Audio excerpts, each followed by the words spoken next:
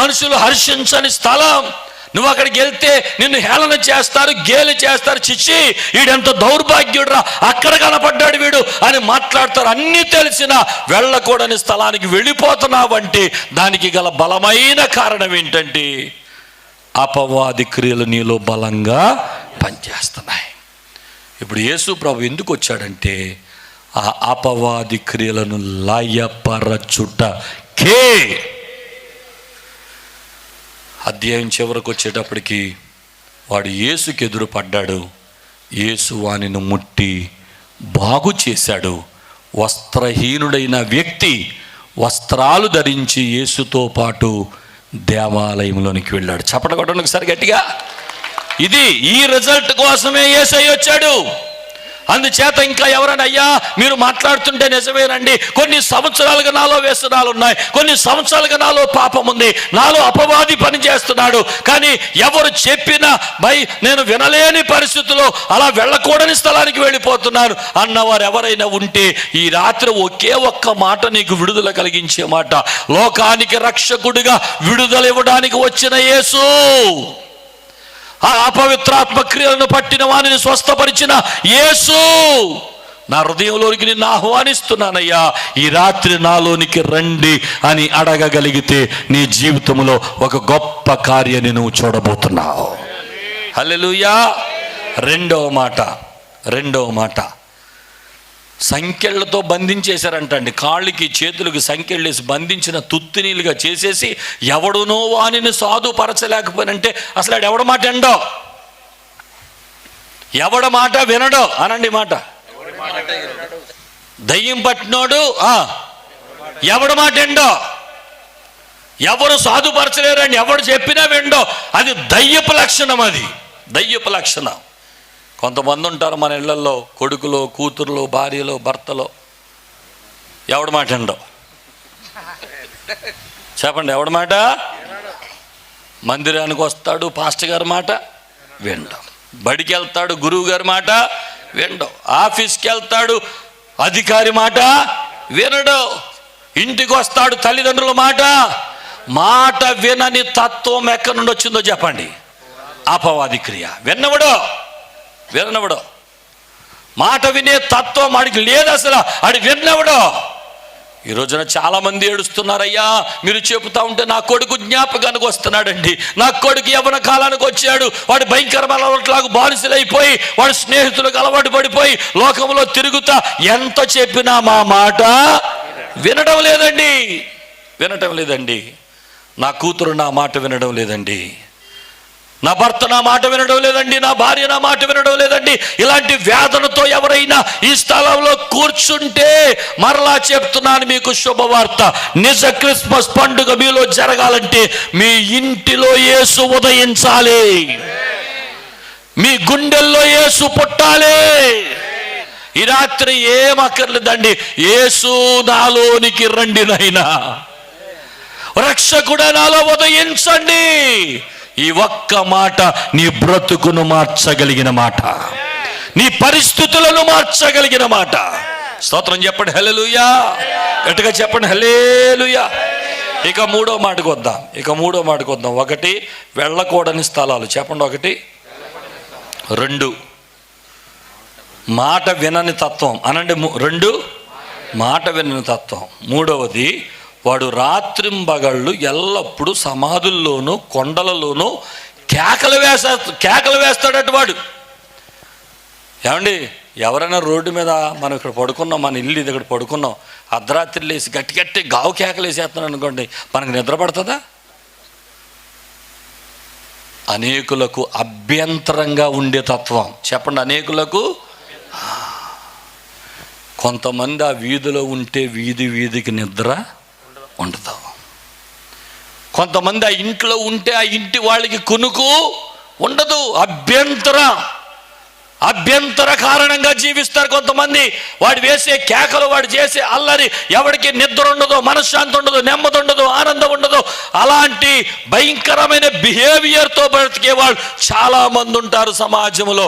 దానికి కారణం పాప వాళ్ళని అనకూడదండి, వాళ్ళ మంచోళ్లే, కానీ వాడిలో దూరిన అపవాది. ఈ రాత్రి అల్లరి చేసే తత్వం ఏదైనా ఉంది, మా ఓడు ఇలాంటి పరిస్థితుల్లో ఉన్నాడు అని బాధపడే వాళ్ళకి రాత్రి చెప్పే మాట ఏంటంటే, యేసయ్యా ఆ దయ్యం పట్టిన శానా దయ్యం పట్టిన వాడిని బాగు చేసావు కదరైనా, మాట వినని నా కొడుకు అనేకులకు అభ్యంతరాన్ని కలగజేస్తున్న నా కుమారుడు ఇక్కడ ఉన్నాడయ్యా, దయచేసి నా కుమారుల్లోనికి రండి నాయనా, నా కుమారుని బాగు చేయ ప్రభు, నా ఇంటిలో పుట్టండి నాయనా, వాడి గుండెల్లో పుట్టండి నాయనా. ఉపవాసం ఉండండి, కన్నీరు కార్చండి, ప్రార్థన చేయండి, రోధించండి. ప్రార్థన ఎప్పటికీ వ్యర్థము కాదు. నీ ప్రార్థనకు ఫలితం ఒక రోజున దేవుడు నీ కుమారుణ్ణి ఆయన పని కొరకు నిలబెట్టుకోబోతున్నాడు. ఈ శానా దయ్యం పట్టినవాడు సాక్ష్యం ఇచ్చినట్టుగానే దేవుడు నీ బిడ్డను ఒక సాక్షిగా వాడుకోబోతున్నాడు. స్తోత్రం కలుగును గాక. చెప్పండి హల్లెలూయా, గట్టిగా చెప్పండి హల్లెలూయా. ఆ తర్వాత మాట, 4వ మాట, తన్ను తాను రాళ్లతో గాయపరుచుకొనుచుండెను. చెప్పండి, తన్ను తాను రాళ్లతో గాయపరుచుకుంటున్నాడట. అపవాదికుండే ఇంకో తత్వం ఏంటో తెలుసా? అది దూరేసింది అందులో. సీరియస్గా వెళ్తుంది కదా, ఇంకా ఆడేస్తున్నాడు ఇక్కడికి వచ్చి. స్తోత్రం చెప్పండి హల్లెలూయా. అపవాది దూరితే ఇంకొక లక్షణం ఏంటో చెప్తున్నాను వినండి, తన్ను తాను గాయపరుచుకోవడం. అనండి మాట కొంచెం గట్టిగానండి, కొంచెం గట్టిగానండి. వాళ్ళను వాళ్ళే గాయపరుచుకోవటం. అనండి, వాళ్ళని వాళ్ళే. ఏమండి ఇది కనపడుతుందా లేదా సమాజంలో? కొంచెం తలపైకి ఎత్తాలి, గట్టిగానండి. ఇలాంటి వాళ్ళు సమాజంలో ఉన్నారా లేరా? వాళ్ళను వాళ్ళే కొట్టుకునే వాళ్ళు ఉన్నారా లేదా? వాళ్ళను వాళ్ళే గాయపరుచుకునే వాళ్ళు ఉన్నారా లేదా? ఎందుకు గాయపరుచుకుంటున్నారు ఇప్పుడు అర్థం అవ్వాలి మీకు. వాళ్ళు మంచోళ్ళే, కానీ వాడిలో ఉన్న అపవాది మంచోడు కాదు. మీరు చూడండి, భార్యాభర్తలకు గొడవ అయిందనుకోండి, అక్కడ జరిగే ఒక సన్నివేశం ఏంటంటే గోడకేసుకుని తలకాయలు కొట్టేసుకుంటారు. కొంతమంది ఇళ్లలోనే భార్యలు కొట్టుకుంటారు, కొంతమంది ఇళ్లలోనేమో భర్తలు కొట్టుకుంటారు. ఎందుకు ఈ బతుకు? గుండెలు బాధేసుకునేవాళ్ళు, కొట్టేసుకునేవాళ్ళు, కోసేసుకునేవాళ్ళు, చచ్చిపోవడానికి ఆలోచన చేసేవాళ్ళు. ఎవరిది ప్రణాళిక? అపవాదిది, అపవాదిదండి, అపవాదిది. మేము శాంతినగర్లో మా ఇంట్లో, సొంత ఇంట్లో 7 రోడ్లో ఒక ఇంట్లో ఉండేవాళ్ళం. ప్రక్కన ఒక కుటుంబం అద్దెకుండేవాళ్ళు. అద్దెకున్న ఇంట్లో ఆ టైంలో ఒక ఇంటర్మీడియట్ చదివే పాప ఉండేది. ఆ పాప ఇంటర్మీడియట్ రిజల్ట్స్ రాగానే వాళ్ళ అమ్మ నా దగ్గరికి ఏడ్చుకుంటూ వచ్చేది, నాన్న తమ్ముడు పాప కొరకు ప్రార్థన చేయనా. ఏమైందక్క? పరీక్షల్లో తక్కువ మార్కులు వచ్చినాయి అని బ్లేడ్తో కోసేసుకుంటుంది నాన్న. ఏం చేస్తుందంట? అపవాది చేసే క్రియలలో ఒక క్రియ ఏంటంటే తమ్మును తాము గాయపరుచుకునే తత్వం. కోసేసుకుంటాడు, కోసేసుకుంటుందట.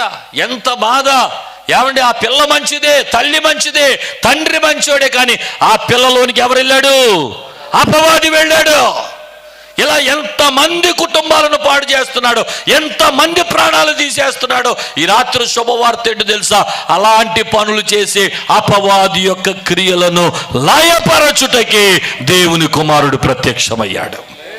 స్తోత్రం చెప్పండి, గట్టిగా చెప్పండి. భార్యాభర్తల్లో కూడా ఇలాంటి చాలా పనిచేస్తూ ఉంటాయి.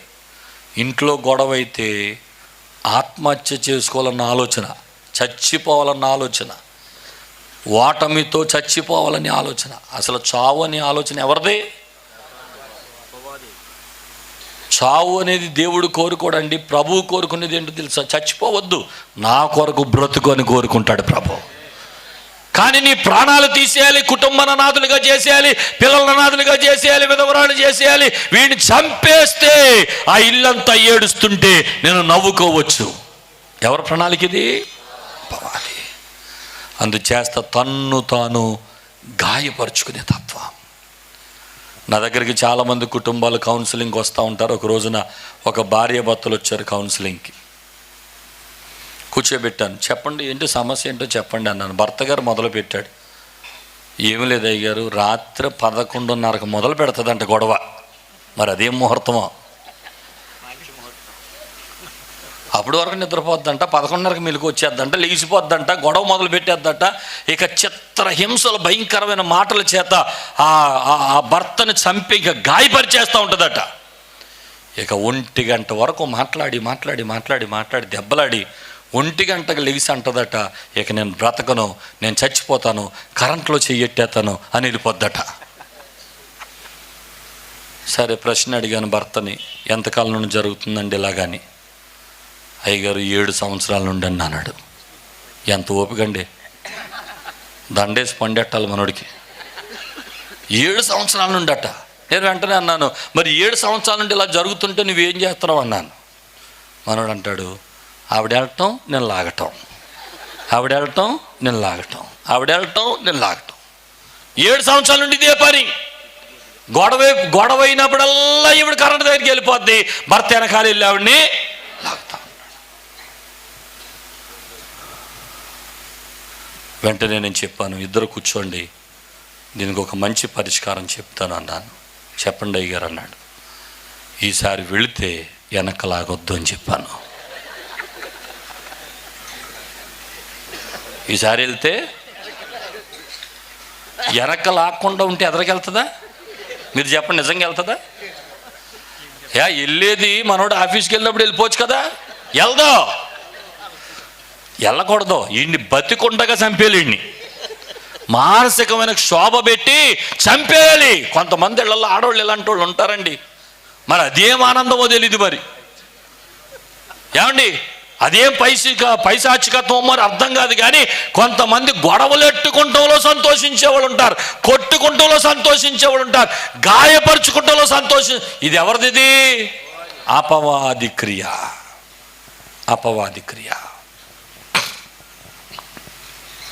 కాసేపు నేను వాళ్ళని ఆలోచింప చేయడానికి అలా మాట్లాడాను. ఆ మాట అనగానే భార్య గుడ్లెలా తెరిచిపోతున్నాను వెనక్కి.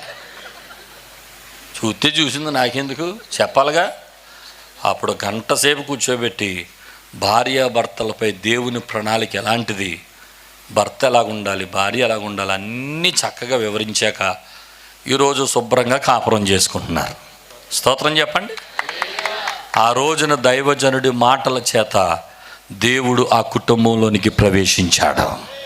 ఎప్పుడు దేవుని మాటల ఇంట్లోకి వెళ్ళాయో అపవిత్రాత్మ క్రియలు లయమైపోయాయి. స్తోత్రం చెప్పండి. ప్రభువు మాట నీ గుండెల్లోకి వస్తే నీ